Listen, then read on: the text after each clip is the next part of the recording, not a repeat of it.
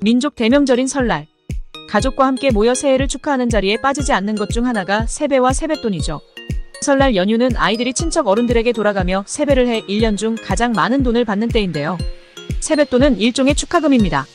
결혼식 축의금 등과 비슷하게 여겨지죠.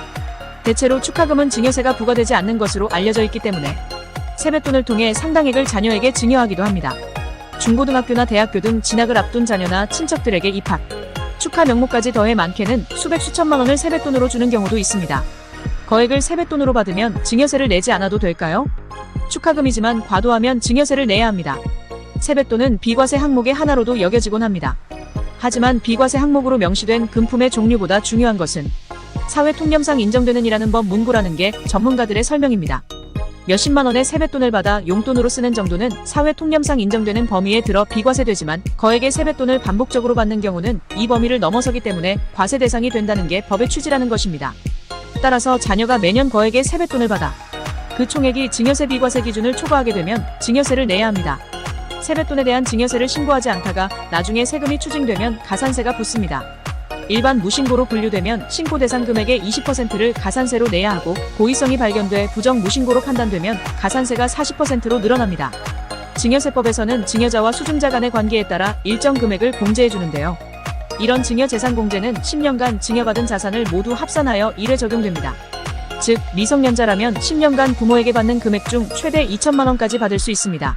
세법상 미성년자란 민법상 미성년자와 동일합니다. 만 19세 미만까지가 미성년자에 해당합니다.